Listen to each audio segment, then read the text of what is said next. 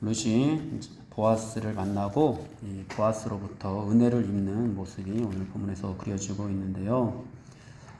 이 은혜는 전능하신 하나님의 인도하심 가운데 베풀어지는 그런 은혜입니다. 하나님의 세심한 보살핌과 인도하심이 이 룻에게 임하여서 함께하고 있는 것이죠. 보아스의 밭으로 인도하셨고 또 보아스를 만나게 하셨습니다. 그리고 이 보아스를 통해서 은혜를 베풀고 계십니다. 보아스는 이미 룻에 대한 소문은 들어서 알고 있었습니다. 그런데 이제 누가 룻인지는 이제 몰랐던 상황이죠. 자기 밭에서 이삭을 줍는 소녀가 그 룻이다라는 사실을 확인하고 룻을 불러서 말을 하는데요. 내 딸아 들으라 이렇게 하면서 이제 호의를 베풀기 시작합니다.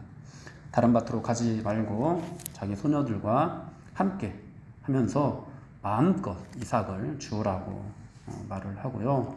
또 함께 식탁에서 음식을 배부르게 먹게 하고 또 물도 자기 소년들이 길어온 것을 먹도록 해줍니다. 그렇게 룻은 보아스의 밭에서 하루 종일 이삭을 주었습니다. 보아스가 베푼 호의 덕분에 풍성하게 줄 수 있었고, 그리고 이제 그렇게 은혜를 베푼 보아스가 룻에게 어떤 사람인지 또 나오미가 이제 알려주고 있는 그런 장면이 나옵니다. 이 룻과 보아스의 관계를 통해서 또 우리의 신랑 되시는 예수님과 성도의 관계를 우리가 알 수가 있는데요.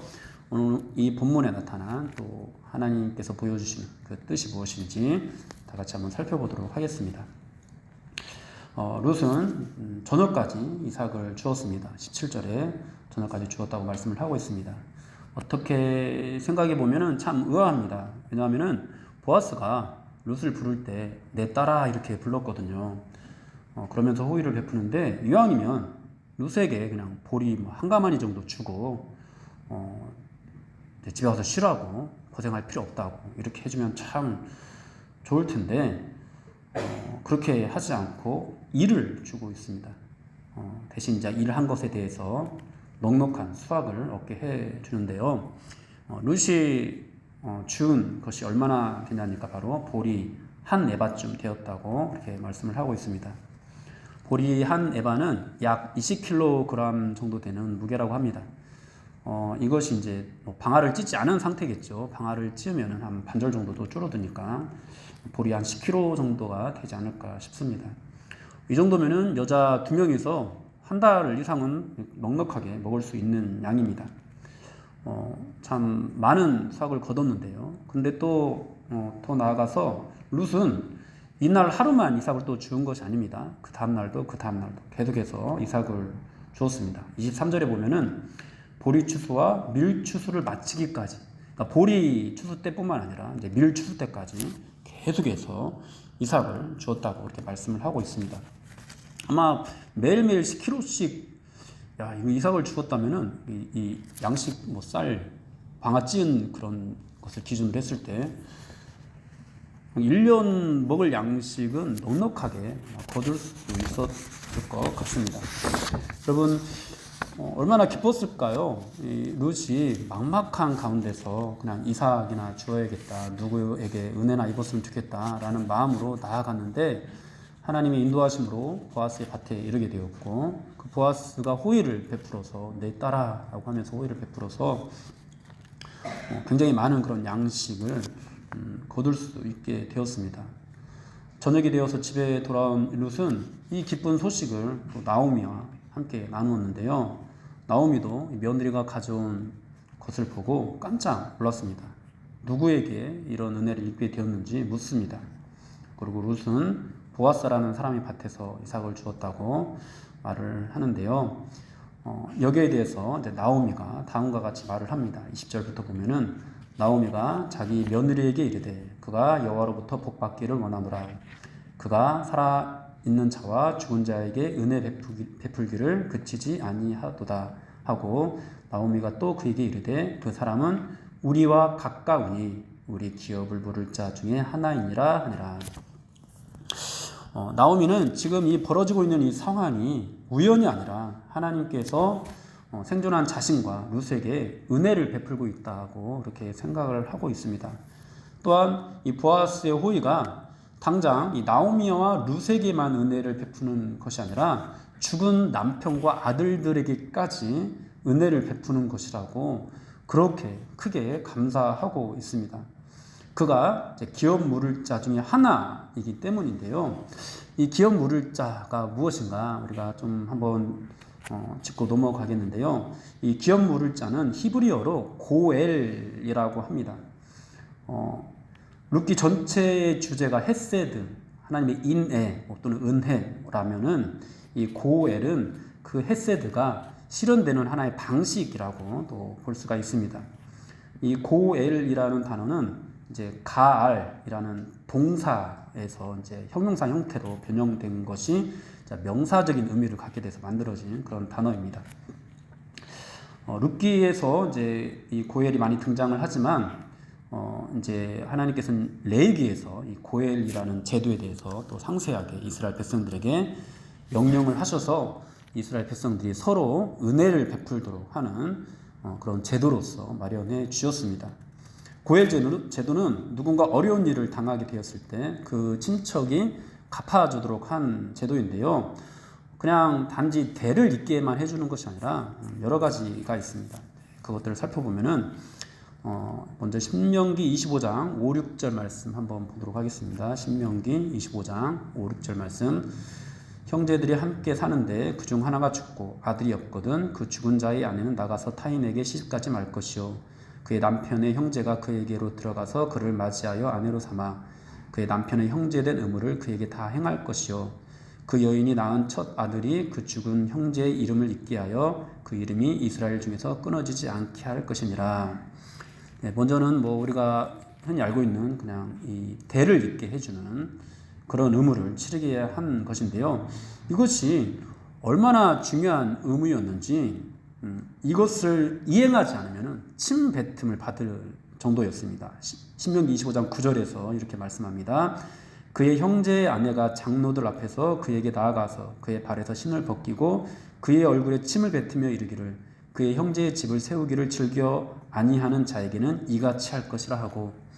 그러니까 여러분, 침을 뱉는다라는 것은 굉장히 경멸하는 것을 의미하잖아요. 이 고엘의 의무를 행하지 않는 사람은 이같이 되었다라는 겁니다. 그런데 이 고엘의 의무가 단지 대를 잇게 하는 것에만 끝나지 않았습니다. 또 레위기 25장 25절 말씀을 한번 보겠는데요.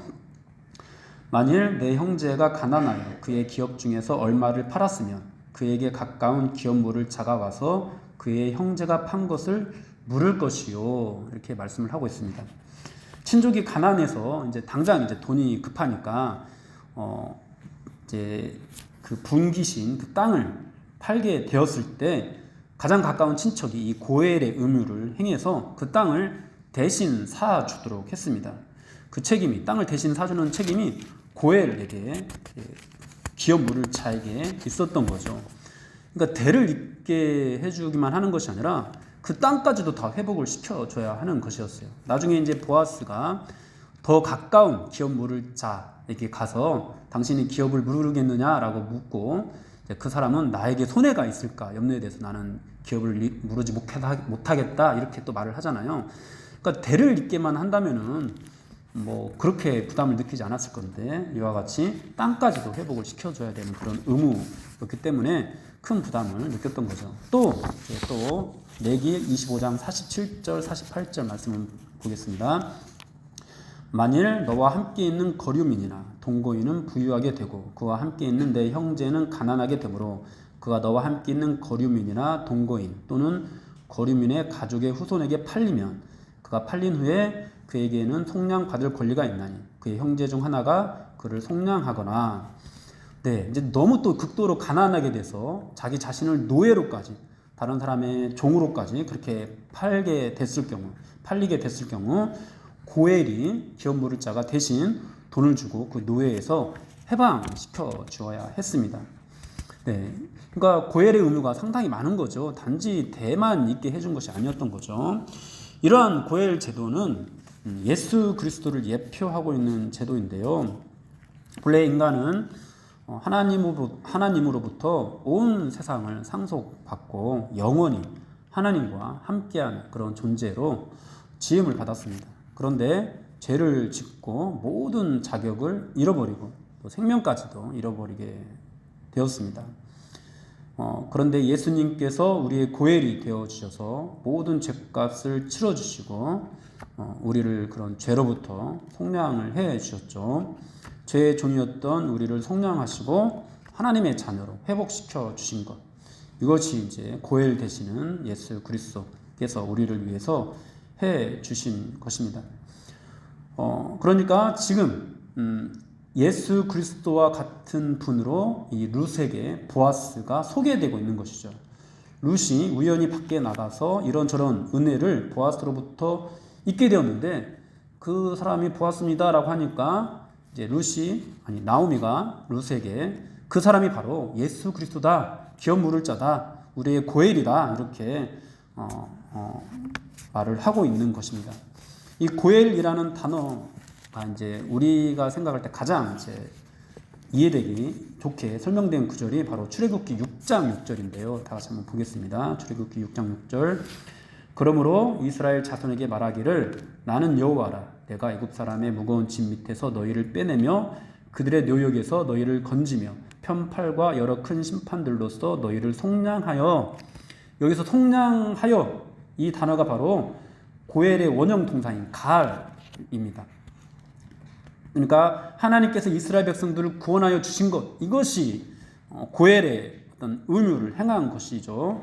그러한 속량이 지금 이제 룻에게 다가온 거예요. 그 속량의 은혜가. 그리고 또 이 고엘이라는 단어는 위에서 다뤘던 이 세 가지뿐만 아니라 피해 복수자라는 의미로도 사용이 됩니다. 피해 복수자는 민수기에서 도피성을 설명하면서 등장하는 그런 용어입니다. 누군가 살해를 당하면 가까운 친척이 그 복수를 합법적으로 할 수 있게 되는데 거기에서 복수를 해주는 것, 이것이 바로 고엘이라는 단어가 사용됐습니다. 보아스가 가지고 있는 이 고엘이라는 위치가 단지 은혜를 베푸는 것뿐만 아니라 복수까지도 해주는, 그러니까 피를 흘려서라도 원수까지 갚아주는 그런 의미까지 포함된 어떤 그런 단어인데, 이 고엘로서 자신의 의무를 행할 때 피해 복수를 할 정도로 치열하게 싸워서 정말로 치열하게 그 의무를 행해야 된다. 그러니까 예수님께서 우리를 대신해서 죄와 피 흘기까지 싸우셨잖아요. 그러니까 그렇게 치열하게 싸워야 된다라는, 그렇게 의무를 행해야 된다라는 그런 의미가 이 안에 들어가 있는 것이죠. 즉 이 고엘의 의무를 가진 사람은 적극적이고 치열하게 자신의 의무를 행해야 했습니다. 친족의 빚을 대신 갚아 주어야 했고요. 노예로 팔렸으면은 그 몸값을 대신 치르고 다시 그 노예로부터 해방시켜 주어야 했고요. 후사가 없으면 후사를 잊게 해 주어야 했습니다. 그리고 그렇게 다시 산 이 것들을 누구에게 줘야 돼요? 자기가 가져간 것이 아니라 이제 형의 대를 잇는 그 자녀에게 다 주어야 했죠. 하나님께서 이러한 고엘의 의무를 행하게 하신 것, 이스라엘 백성들 사이에서 이러한 고엘의 의무를 행하게 하신 것은 친족의 결속과 유대를 강화하고 그렇게 서로 돕고 보호하기 위함이었습니다. 남의 아내였던 사람, 형제의 아내였던 사람과 어떻게 잠자리를 같이 해? 이런 식으로 이제 우리 오늘날의 어떤 가치관으로 이해를 해서는 안 되고요. 당시 고대 사회에서 하나님께서 주신 기업이 있고 후사가 없으면 이 기업도 사라지게 되는 그런 시대에 하나님께서 서로가 서로에게 이 인내, 헤세드를 베풀고 살도록 마련한 제도였습니다.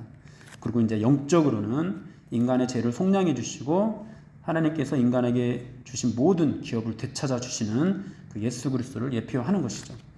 따라서 하나님의 백성들에게 이 고엘을 명하신 것은 예수 그리스도를 따르는 삶을 살라고 요구한 것과 같은 것이 되겠습니다.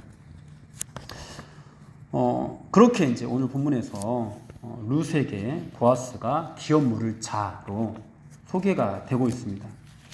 고엘은 자기 힘으로 살 수 없는 사람에게 하나님이 마련하신 유일한 소망이었습니다. 나오미와 룻에게 보아스가 바로 그런 유일한 소망으로 등장을 하고 있는 것입니다. 마찬가지로 오늘날 우리들에게도 예수 그리스도 유일한 소망이 되시고 또 우리의 고엘이 되신다는 그런 의미가 있습니다. 결국 이 룻이 보아스를 만난 것, 이것은 오늘날 우리가 예수 그리스도를 만난 것과 같은 그런 은혜가 되는 것이죠.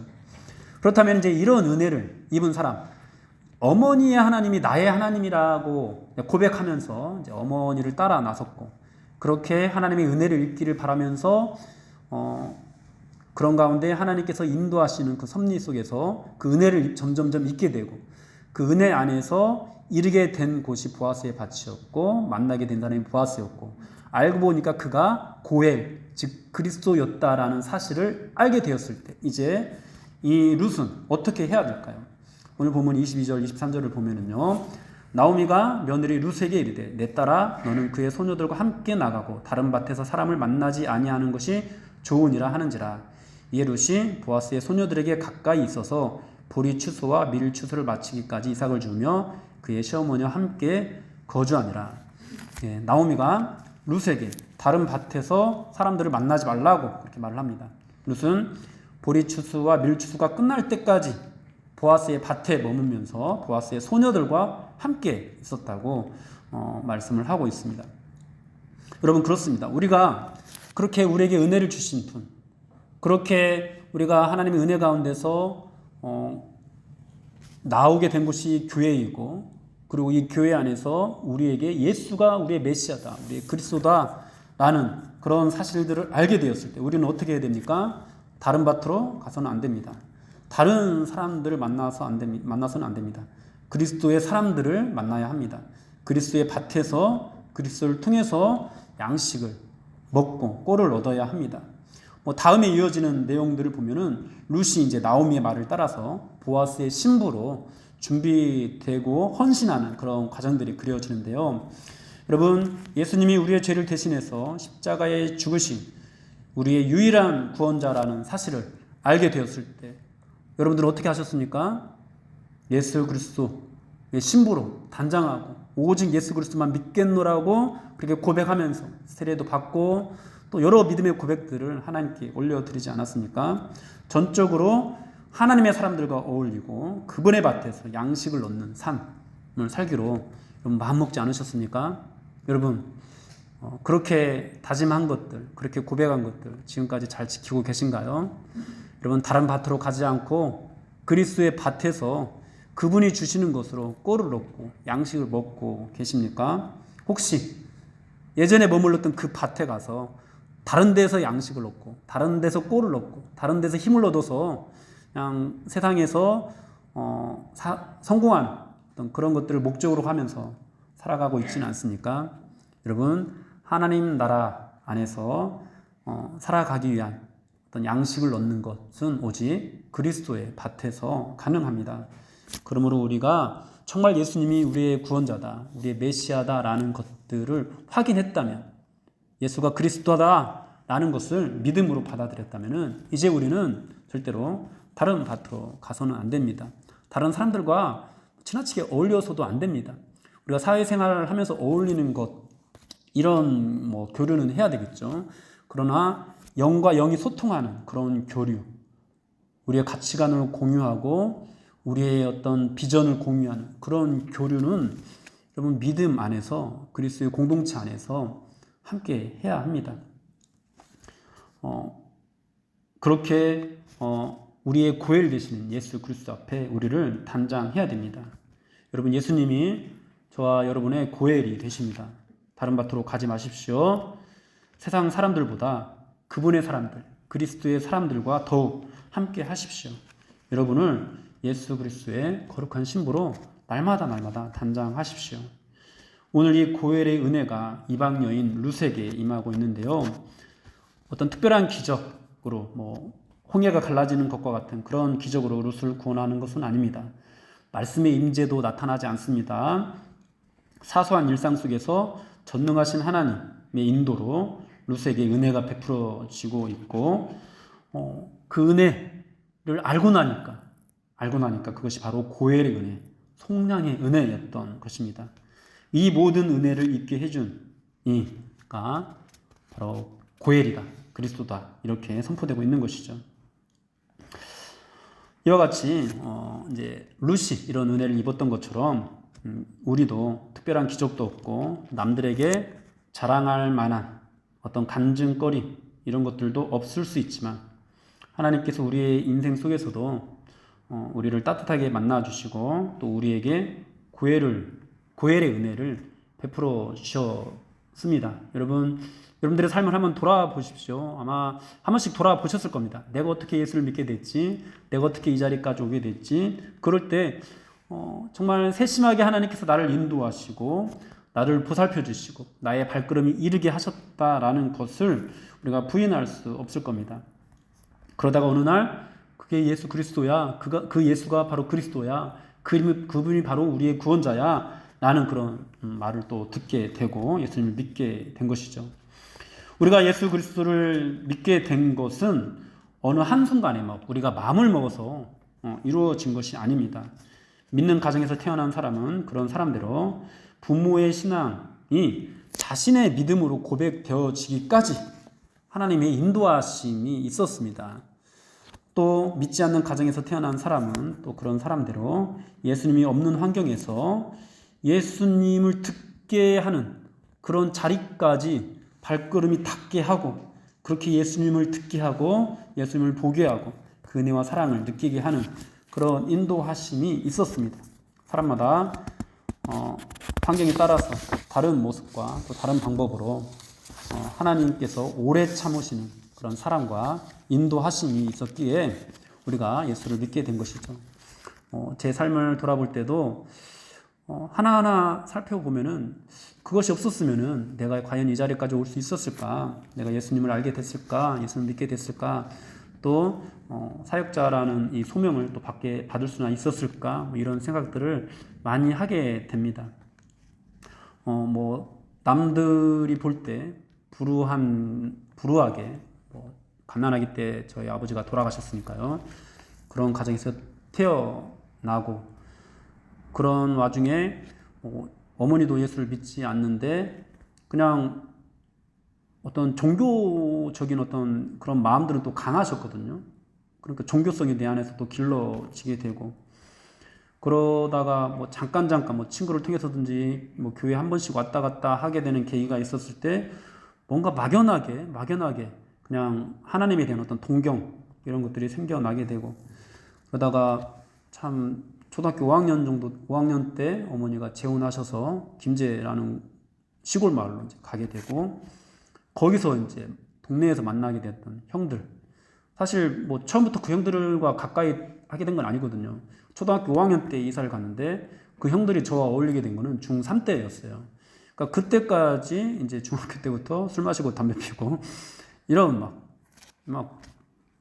초등학교는 1등으로 졸업을 했는데 이제 중학교 들어가면서부터 성적이 곤두박질 치는 또 어쨌든 그런 삶을 저는 살았었거든요. 그렇게 마음이 점점 피폐해질 때 내가 이러면 안 되는데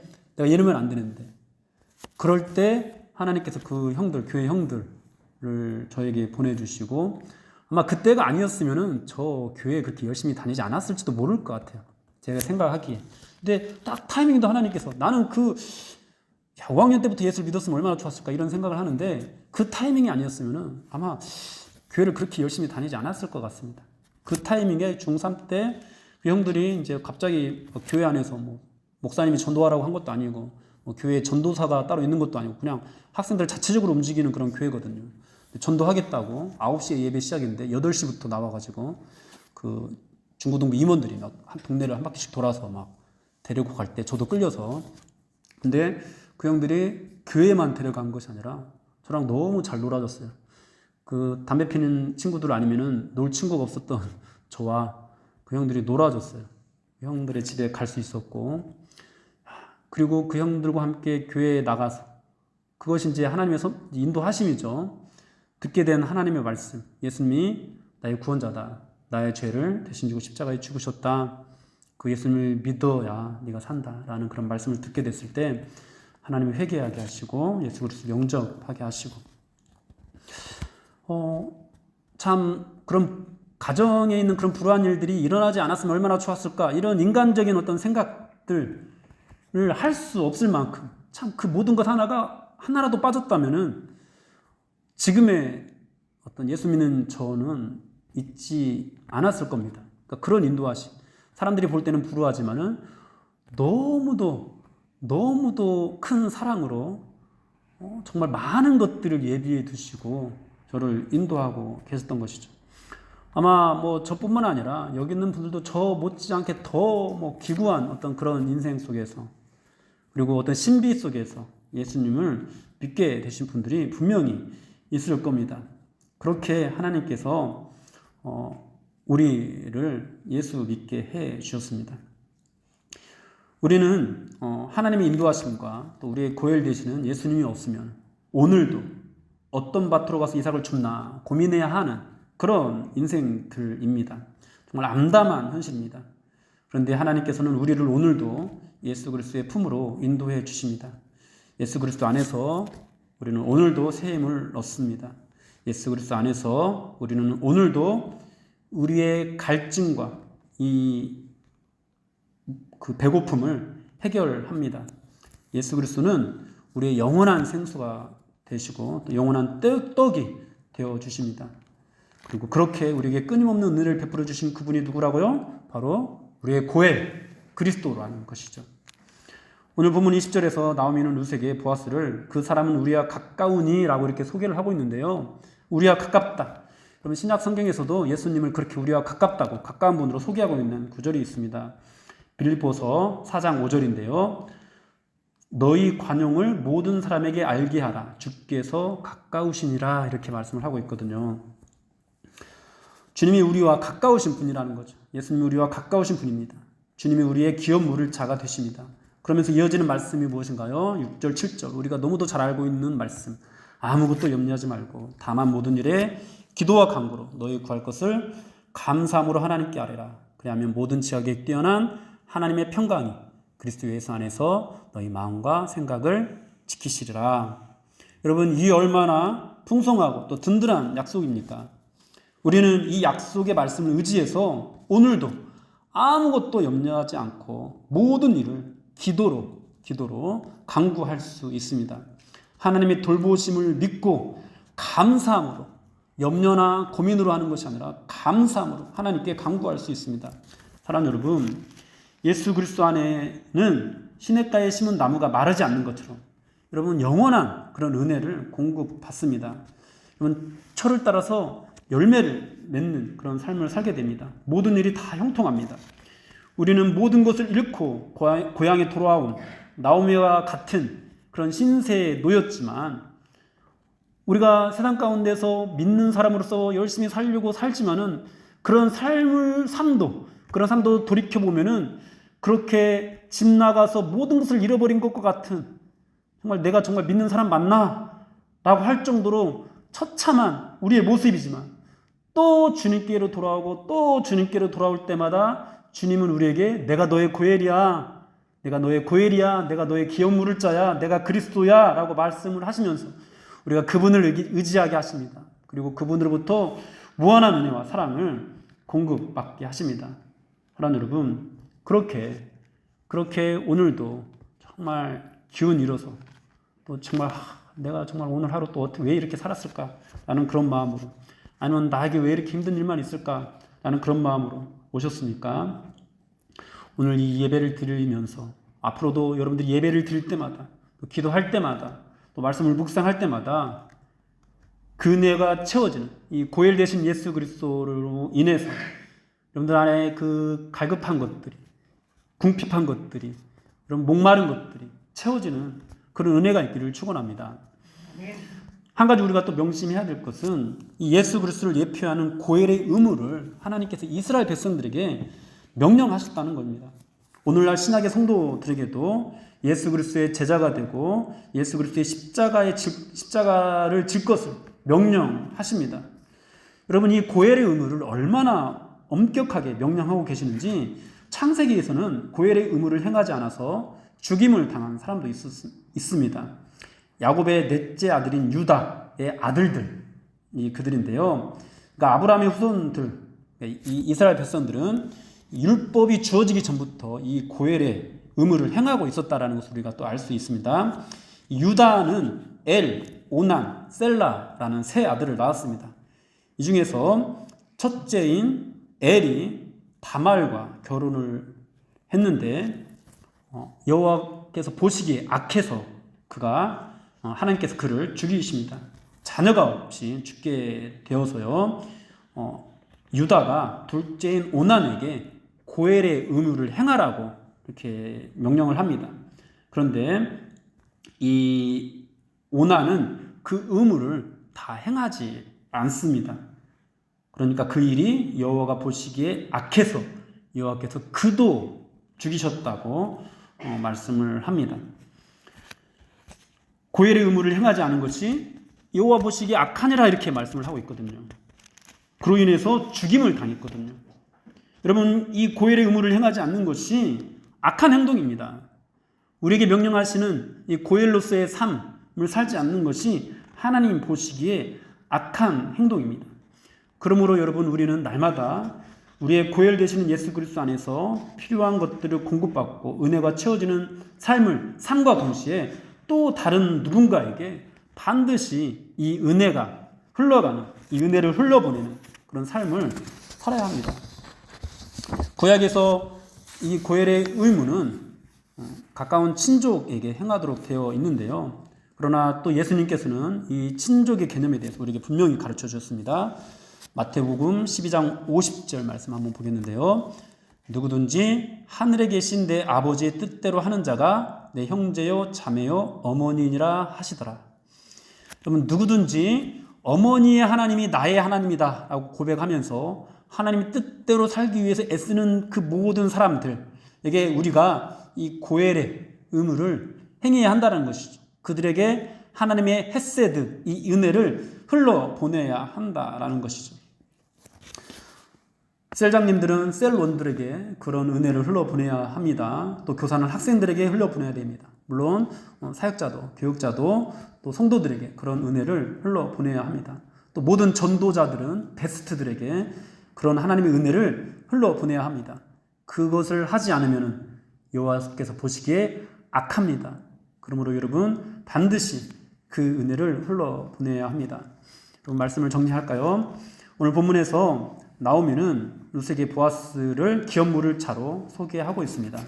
룻은 이때부터 나오미의 말을 따라 보아스의 밭을 떠나지 않고 보아스의 신부로 준비되어 갑니다.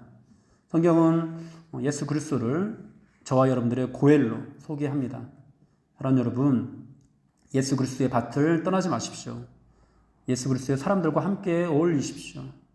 또 예수 그리스도의 신부로 결단하십시오. 여러분, 그 결단은요, 그냥 예수 믿는 그 순간에만 하는 것이 아닙니다. 우리는 여러분 여러 순간에 날마다 집을 떠나서 우리 먹고 사는 어떤 그런 문제들을 해결하기 위해서 모압 땅을 들락거리는 그런 삶을 살고 있습니다. 저 여러분들이 그렇게 약합니다. 그렇게 또 먹고 사느라고 애쓰고 하나님 곁으로 돌아왔을 때 피폐해진 우리의 모습들을 또 발견하게 됩니다. 그때 또 우리는 다시 한번 또 예수 그리스도의 신부로 살아가기를 결단해야 합니다. 그러니까 날마다 우리의 고엘 되시는 예수 그리스도를 붙잡고 그분 앞에서 그분의 신부로서 삶을 결단해야 합니다. 그리고 더 나아가서 사랑하는 여러분, 또 다른 사람들에게 이 고엘의 의무를 행하십시오. 예수 그리스도의 은혜를 흘려 보내십시오. 고엘의 의무를 행하지 않는 자 하나님께서 악하다고 하십니다. 그렇게 우리의 고엘 되시는 예수 그리스도의 은혜를 풍성하게 누리시고 또 그 은혜와 사랑을 많은 사람들에게 흘러보내는 저와 여러분들이 되기를 주님의 이름으로 축원합니다.